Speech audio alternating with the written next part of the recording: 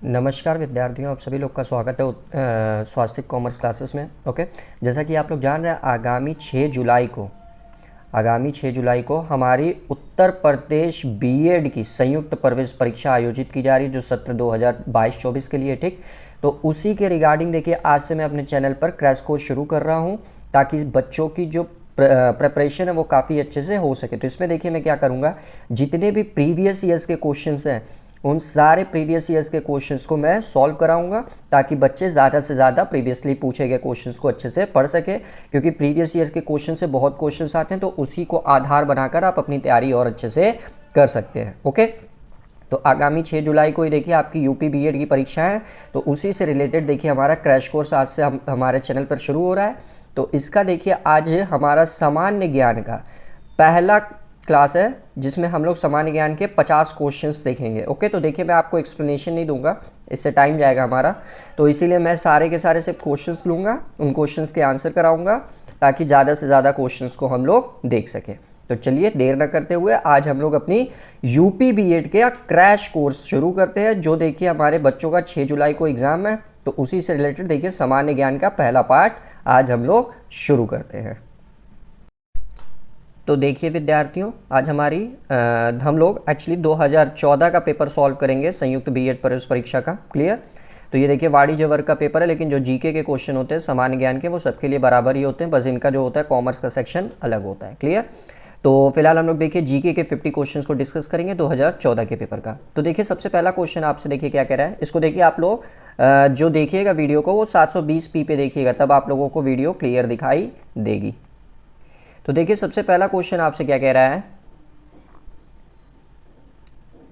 कि हाल ही में कर्मचारी भविष्य निधि संगठन में 2013-14 के लिए ईपीएफ खातों पर ब्याज की दर में बढ़ोतरी कर इसे अब कर दिया गया है। तो देखिए ये 2014 का पेपर था, इसीलिए यहाँ देखिए 13-14 का डेटा दिया, तो मैं करंट डेटा आपको बता दे रहा हूँ। करंट डेटा देखिए जो है ना 2022-23 का, 2022-23 के हिसाब से जो ईपीएफ की ब्याज दर है ना वो आपकी 8.1% है, याद रखिएगा। क्लियर? इसकी पीडीएफ देखिए आपको हमारे टेलीग्राम चैनल पर मिल जाएगी, तो टेलीग्राम का लिंक आपको डिस्क्रिप्शन बॉक्स में अवेलेबल है, वहां से जाकर डायरेक्ट आप लोग ज्वाइन कर सकते हैं। ओके, वहीं पे मैं ये सारी की सारी पीडीएफ आप लोगों को प्रोवाइड करा दूंगा, फिर वहां से आप लोग अच्छे से पढ़ सकेंगे पीडीएफ डाउनलोड करके। नेक्स्ट क्वेश्चन देखिए आपसे कह रहा है कि वर्ष 2014-15 के लिए उत्तर प्रदेश सरकार के अंतरिम बजट का आकार रखा गया। तो ये देखिए 14-15 तो अब है ही नहीं, हमारा करंट चल रहा है, तो मैं आप लोगों को यहाँ बता दे रहा हूँ, जो एक सेकेंड, जो 2022-23 का यूपी गवर्नमेंट का बजट है वो आपका है 2022-23 का बजट जो पेश किया गया था, जो हमारे फाइनेंस मिनिस्टर हैं सुरेश कुमार खन्ना जी द्वारा, वो देखिए जो 2022-23 का बजट पेश किया गया था उत्तर प्रदेश के लिए, वो था आपका 6,15,518.97 करोड़ रुपए। ये 2022-23 का बजट है उत्तर प्रदेश का, अब तक का सबसे बड़ा बजट है ये उत्तर प्रदेश का, 6,15,518.97 करोड़ रुपए, जो हमारे उत्तर प्रदेश के फाइनेंस मिनिस्टर सुरेश कुमार खन्ना जी द्वारा प्रस्तुत किया गया था। ओके, पीडीएफ देखिए बार बार कह रहा हूं आप लोगों को टेलीग्राम चैनल पर मिल जाएगा, तो वहां टेलीग्राम चैनल का लिंक डिस्क्रिप्शन बॉक्स में दिया है, वहां से जाकर आप लोग डाउनलोड कर सकते हैं।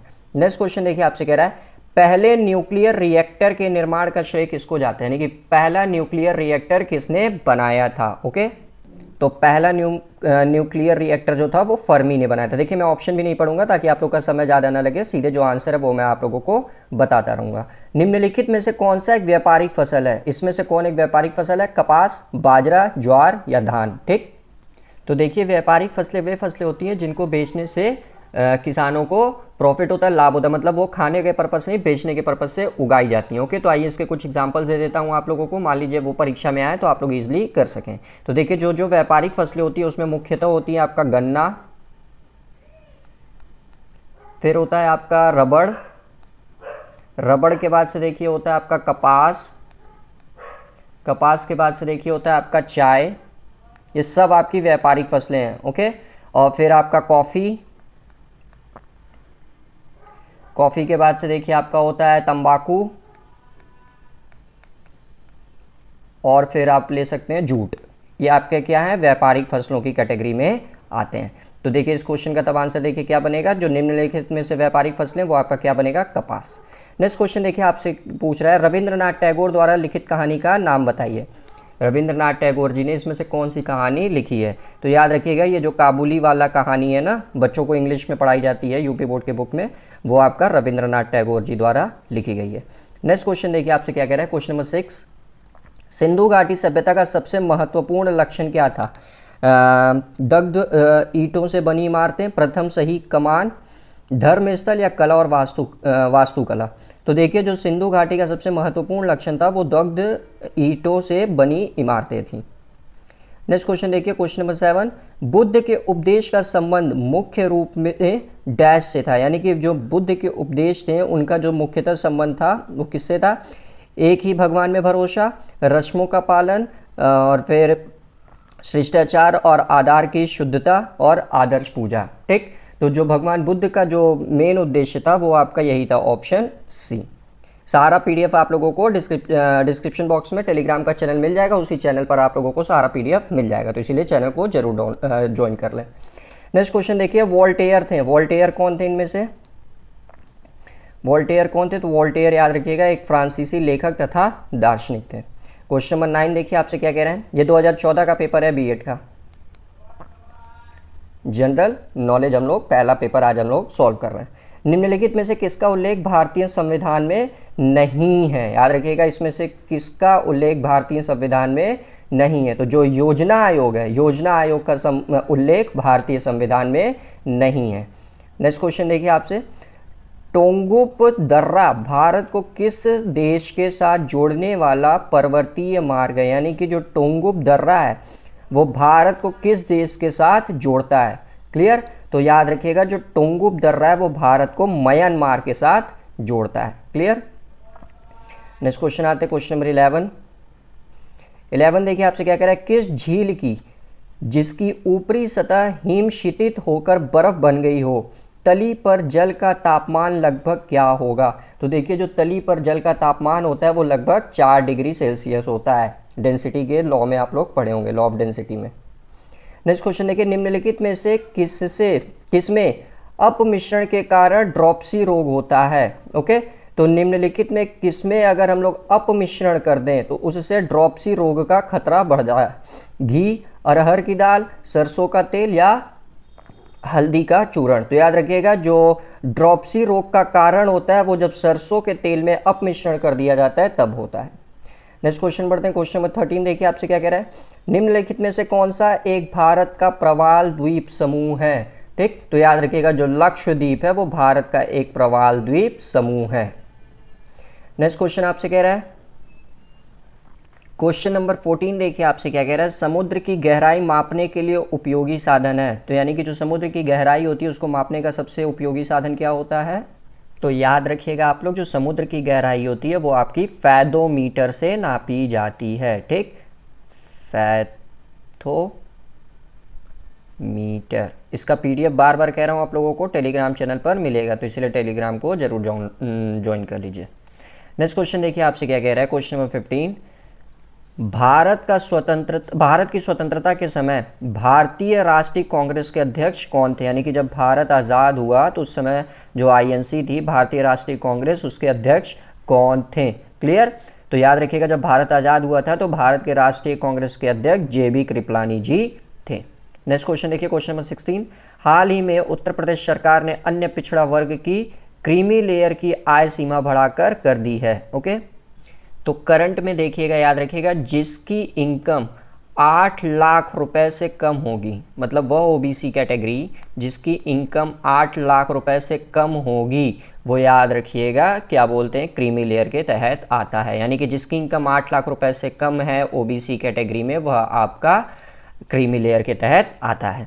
नेक्स्ट क्वेश्चन देखिए आपसे क्या कह रहा है, समाजवादी पेंशन योजना के तहत प्रदेश के लाभार्थियों को प्रति माह दी जाती थी। तो ये देखिए स्कीम ही अब जब से ये 2014 का पेपर है, दैट्स वाई ये ध्यान रखिएगा, उस समय समाजवादी सरकार थी उत्तर प्रदेश में, लेकिन अब क्या बोलते हैं योगी जी की सरकार है। तो योगी जी की सरकार है इसीलिए क्या बोलते हैं, बीजेपी ने क्या किया है, ये समाजवादी पेंशन स्कीम को ही खत्म कर दिया है, बंद कर दिया है। तो ये क्वेश्चन ही नहीं बनता है। क्वेश्चन नंबर 18 देखिए अब आपसे क्या कह रहा है, ट्रांसपेरेंसी इंटरनेशनल द्वारा जारी नवीनतम रिपोर्ट के अनुसार विश्व की सबसे भ्रष्ट देशों की सूची में भारत को स्थान मिला है। तो याद रखिएगा आप लोग, जो करप्शन रेट है तो उस करप्शन रेट में भारत की जो रैंकिंग है फिलहाल करंट की है, तो करंट है नहीं, 2014 का पेपर है, लेकिन करंट की बात की जाए 2021 दिसंबर के डेटा के अनुसार, तो भारत की देखिए जो करप्शन में आपका स्थान है वो 85वां स्थान है, ठीक। और सबसे ज़्यादा करप्टेड अगर कोई कंट्री है आपकी, वो याद रखिएगा, एक सेकेंड, सबसे ज़्यादा करप्टेड जो कंट्री है आपकी वो है आपकी साउथ सूडान, साउथ सूडान, ठीक। और सबसे कम करप्टेड कंट्री जो है, मतलब फर्स्ट नंबर पे जो है आपका, ये देखिए इसकी रैंकिंग 180वें नंबर पे है, भारत की जैसे 85वें नंबर पे, और जो सबसे कम यानी कि सबसे 1 नंबर पे जो है वो है आपका डेनमार्क, ठीक। डेनमार्क में सबसे कम करप्शन है, सबसे ज़्यादा करप्शन साउथ सूडान में है, और भारत की रैंकिंग इसमें 85वीं है। नेक्स्ट क्वेश्चन पढ़ते हैं हम लोग। नेक्स्ट क्वेश्चन देखिए आपसे क्या कह रहा है, राजा राम मोहन रॉय डैश से संबंधित नहीं थे, ठीक। तो या सती निषेध से, विधवा पुनर्विवाह से, अंग्रेजी प्रोत्साहन से, या संस्कृत शिक्षा थे। तो देखिए राजा राम मोहन रॉय जो थे उनका संबंध संस्कृत शिक्षा से नहीं था, वो अंग्रेजी शिक्षा को ही प्रोत्साहन देते थे। नेक्स्ट क्वेश्चन देखिए, फ्रांसीसी ईस्ट इंडिया कंपनी का निर्माण किसके शासनकाल में हुआ था, यानी कि फ्रांसीसी ईस्ट इंडिया कंपनी जो बनी थी वो किसके शासनकाल में बनी थी।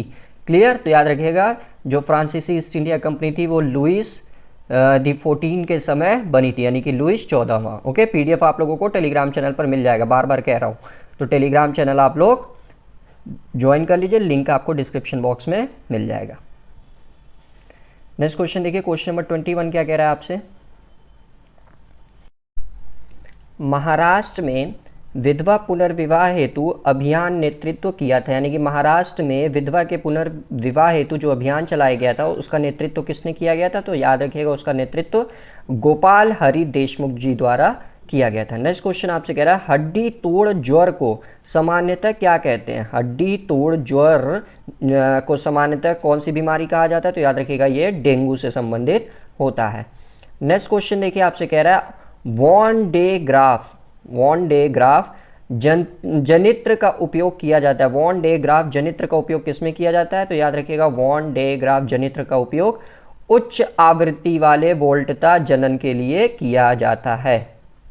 नेक्स्ट क्वेश्चन आपसे देखिए क्या कह रहा है, डीएनए अंगुली छापन और मैदानिक शोध केंद्र अवस्थित है, यानी कि डीएनए अंगुली छापन और मैदानिक शोध केंद्र कहाँ अवस्थित है आपका, तो ये याद रखिएगा हैदराबाद में अवस्थित है।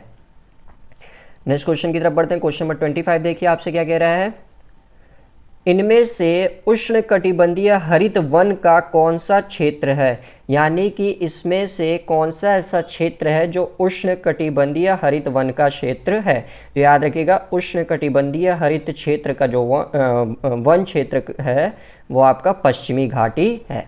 देखिए इसीलिए जल्दी जल्दी करा रहा हूँ ताकि ज़्यादा से ज़्यादा हम लोग क्वेश्चन कवर कर सकें, एग्जाम आप लोगों का पास में ही है, तो इसीलिए जल्दी से जल्दी आप लोग भी अच्छे से प्रिपरेशन करते रहिए, और ये पुराने क्वेश्चन है ताकि जो क्वेश्चंस रिपीट होंगे, क्योंकि यूपी बीएड में बहुत से क्वेश्चंस रिपीट होते हैं, उसको आप लोग अच्छे से कर सकें और अपनी तैयारी को अच्छे से मजबूत कर सकें।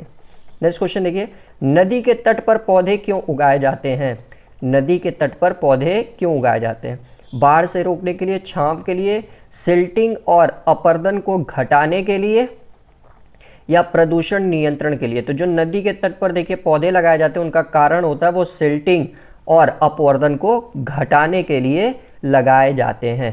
क्वेश्चन नंबर 27 देखिए, बांदीपुर नेशनल पार्क कहाँ स्थित है, बांदीपुर नेशनल पार्क कहाँ स्थित है, यहाँ देखिए एक्चुअली ऑप्शन गलत दे दिया है, ये यहाँ उर्वरक नहीं होना चाहिए, चलिए लेकिन मैं आप लोगों को बता दे रहा हूँ, बांदीपुर नेशनल पार्क जो आपका स्थित है ना वो आपका स्थित है कर्नाटका में, याद रखिएगा बांदीपुर नेशनल पार्क जो आपका स्थित है वो आपका कर्नाटका में स्थित है।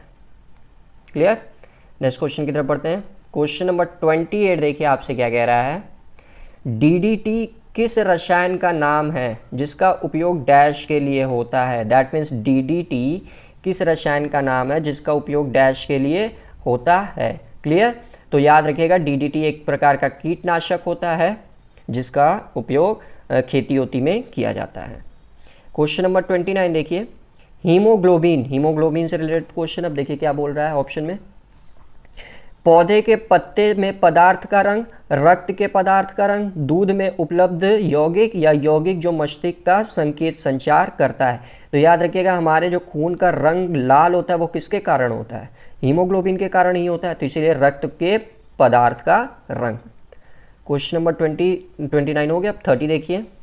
30 आपसे कह रहा है उच्च न्यायालय तथा सर्वोच्च न्यायालय द्वारा मौलिक अधिकारों के प्रवर्तन या किसी अन्य उद्देश्यों से निर्गमित की जाने वाली परामर्शों की प्रकार की संख्या है। ओके, तो जो हाई कोर्ट और सुप्रीम कोर्ट देखिए मौलिक अधिकारों में प्रवर्तन या अन्य उद्देश्यों से निर्गमित की जाने वाली देखिए जो परामर्शों की जो प्रकार की जो संख्या होती है वह संख्या आपकी 5 होती है। क्लियर।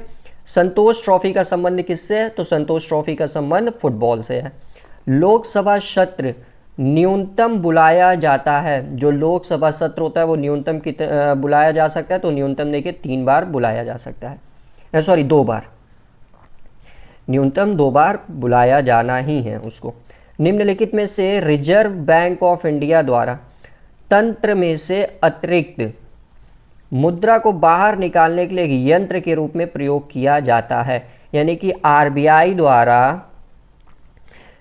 तंत्र में से मुद्रा को बाहर निकालने के लिए एक यंत्र का प्रयोग किया जाता है। वो यंत्र आपका कौन सा होता है, नकद संचित अनुपात को बढ़ाकर, या रिवर्स रेपो रेट को बढ़ाकर, या रेपो रेट को बढ़ाकर, या दोनों, ए और डी। ओके, तो याद रखिएगा ए और बी, सॉरी, तो याद रखिएगा जब हम लोग CRR यानी कि कैश रिजर्व रेशियो और रेपो रेट इन दोनों को बढ़ा देते हैं तब हमारा जो पैसा होता है वो संकुचित होने लगता है, क्योंकि बैंक को देखिए तब क्या करेगा, लोन देने की जो उसकी क्षमता होती है वो कम हो जाती है, तो उस केसेस में आरबीआई इस टूल का प्रयोग करती है। नेक्स्ट क्वेश्चन देखिए आपसे क्या कह रहा है, निसेट किस देश के संसद का नाम है। निसेट जो है वह किस देश के संसद का नाम है, तो निसेट याद रखिएगा इजराइल की संसद का नाम है। कितने देश सार्क संगठन के सदस्य हैं, कितने देश आपके सार्क संगठन में, तो 8 देश सार्क संगठन का हिस्सा हैं। और इसका सार्क का हेडक्वार्टर कहाँ है, आप लोग को पता होगा, काठमांडू। काठमांडू में आपका सार्क देश का जो हेडक्वार्टर है वो है। उत्तर प्रदेश में चूना पत्थर कहाँ पाया जाता है, उत्तर प्रदेश में चूना पत्थर कहाँ पाया जाता है, तो उत्तर प्रदेश में चूना पत्थर मिर्जापुर में पाया जाता है। निम्नलिखित में से कौन सा नगर राप्ती नदी के किनारे स्थित है, इसमें से कौन सा नगर आपका राप्ती नदी के किनारे स्थित है, तो याद रखिएगा जो गोरखपुर शहर है वो आपका राप्ती नदी के किनारे स्थित है। नेक्स्ट क्वेश्चन देखिए 38। मुगल सम्राट अकबर ने अपना मकबरा निम्नलिखित में से कहाँ बनवाया था, यानी कि मुगल सम्राट ने अपना मकबरा कहाँ बनवाया था, यह आपको आंसर करना है। तो याद रखिएगा जो मुगल सम्राट अकबर था वो अपना मकबरा आगरा में बनवाया था। नेक्स्ट क्वेश्चन देखिए, नेक्स्ट क्वेश्चन क्या कह रहा है आपसे, सूरसेन महाजनपद की राजधानी निम्नलिखित में से कहाँ थी, तो सूरसेन महाजनपद की जो राजधानी थी वो आपका याद रखिएगा मथुरा में स्थित थी। टोटल कितने महाजनपद थे प्राचीन भारत में, 16 महाजनपद थे, ये भी याद रखिएगा 16 महाजनपद थे प्राचीन भारत में, जिसमें से सबसे बड़ा महाजनपद जो था वो आपका मगध साम्राज्य था। नेक्स्ट क्वेश्चन देखिए आपसे क्या कह रहे हैं, उत्तर प्रदेश में विधान परिषद सदस्यों की कुल संख्या है। ओके, उत्तर प्रदेश में विधान परिषद MLC की बात कर रहा है, याद रखिएगा member of legislative council total कितने हैं, तो उत्तर प्रदेश में आपका जो MLC member of legislative council की जो सदस्य संख्या है वो 100 है। क्लियर। नेक्स्ट क्वेश्चन देखते हैं, क्वेश्चन नंबर 41 आपसे देखिए क्या कह रहा है, ASBA यानी कि एस्बा स्कीम किससे संबंधित है, ASBA एस्बा स्कीम किससे संबंधित, तो ये याद रखिएगा प्रारंभिक सार्वजनिक प्रस्ताव से संबंधित है ASBA स्कीम। नेक्स्ट क्वेश्चन देखिए 42 क्या कह रहा है, 90 ईस्ट रीज कहाँ स्थित है, 19 ईस्ट रीज कहाँ स्थित है, प्रशांत महासागर में, हिंद महासागर में, आर्कटिक महासागर में, या अटलांटिक महासागर में, तो याद रखिएगा 90 ईस्ट रीज जो आपका स्थित है वो आपका इंडियन ओशियन हिंद महासागर में स्थित है। क्वेश्चन नंबर 43 देखिए, निम्नलिखित में से कौन सा रक्त में शामिल होता है, इसमें आपका कौन सा रक्त में शामिल होता है, लाल रक्त कणिकाएं यानी कि red blood cells RBC, plus श्वेत रक्त कणिकाएं यानी कि वाइट ब्लड सेल्स, ये दोनों शामिल होता है, और प्लेटलेट्स या एवं प्लाज्मा। तो ये देखिए रक्त में ये सभी के सभी शामिल होते हैं, इसीलिए 43 का डी।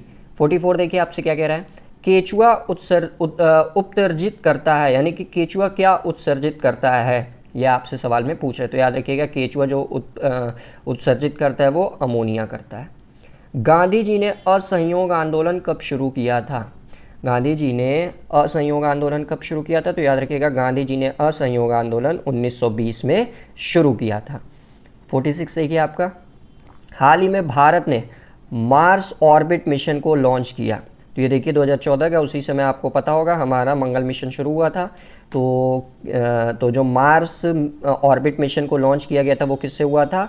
PSLV 25 के द्वारा, GSLV V2 के द्वारा, PSLV C 20 के द्वारा, या GSLV 16 के द्वारा। ओके, तो याद रखिए जो मार्स मिशन में जो ऑर्बिट मतलब हम लोग ने जिसका प्रयोग किया था लॉन्च करने के लिए, वो PSLV क्या बोलते हैं C-25 को प्रयोग में लिया गया था।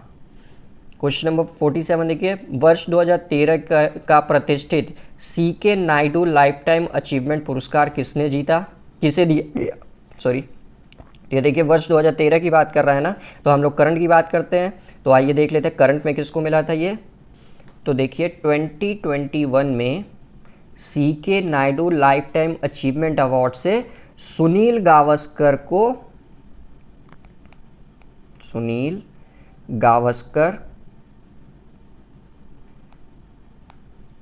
को सम्मानित किया गया था। ये देखिए एक क्रिकेटर थे CK नायडू, उन्हीं के मेमोरी में ये इसका अवार्ड का डिक्लेरेशन किया जाता है। तो 2021 में देखिएगा सुनील गावस्कर को ये मिला। क्लियर?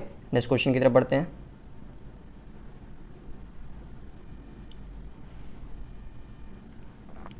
क्वेश्चन नंबर 48 देखिए क्या कह रहा है आपसे, फुटबॉल टीम में खिलाड़ियों की संख्या कितनी होती है? जो फुटबॉल होता है उसमें खिलाड़ियों की संख्या आपकी टोटल कितनी होती है? तो फुटबॉल में याद रखिएगा क्रिकेट की तरह ही 11 खिलाड़ी होते हैं। पृथ्वी एवं सूर्य के मध्य अधिकतम दूरी की स्थिति को किस नाम से जाना जाता है? यानी कि जब पृथ्वी और सूर्य के बीच में सबसे ज़्यादा दूरी होती है तो उस स्थिति को किस नाम से जाना जाता है? उपसौर, अपसौर, विश्व या संचालन। ओके, तो याद रखिएगा जब सूरज और पृथ्वी के बीच में सबसे ज़्यादा दूरी होती है उस स्थिति को हम लोग अपसौर के नाम से जानते हैं। और देखिए जीके का लास्ट क्वेश्चन 2014 के पेपर का, 2014 के पेपर का लास्ट क्वेश्चन क्या कह रहा है आपसे, निम्नलिखित देशों में से किसमें ज्ञान ज्वालामुखी पर्वत स्थित है? यानी कि किस देश में आपका ज्ञान ज्वालामुखी पर्वत स्थित है?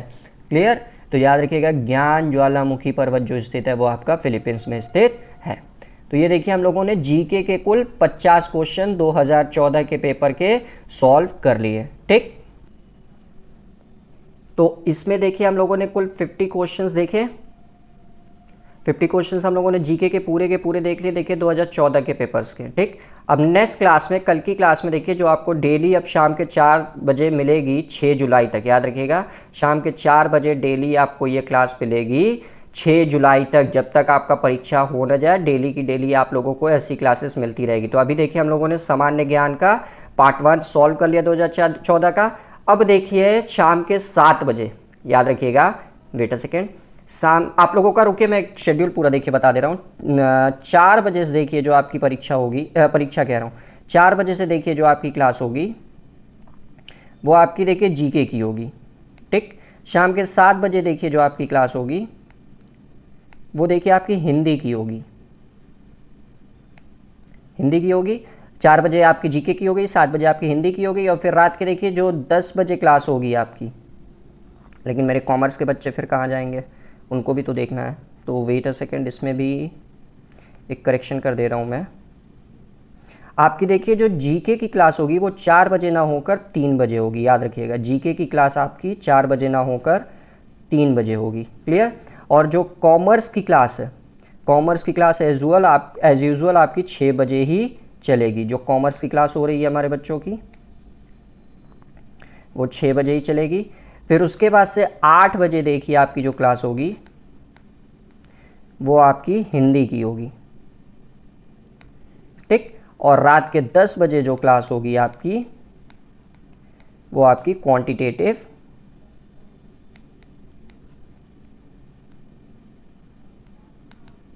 एप्टीट्यूड की होगी और रीजनिंग की होगी।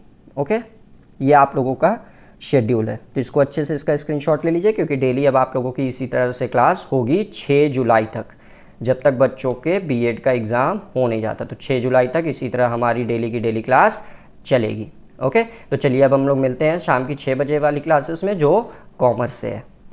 तो तब तक आप लोग इसकी प्रैक्टिस करते रहिए, जो क्वेश्चन मैंने आप लोगों को कराया, और इसका पीडीएफ देखिए आप लोगों को हमारे टेलीग्राम चैनल पर मिल जाएगा। टेलीग्राम का लिंक नीचे डिस्क्रिप्शन बॉक्स में अवेलेबल है। तो चलिए मिलते हैं शाम के 6 बजे कॉमर्स की क्लास में, तब तक आप लोग अच्छे से पढ़ाई करते रहिए।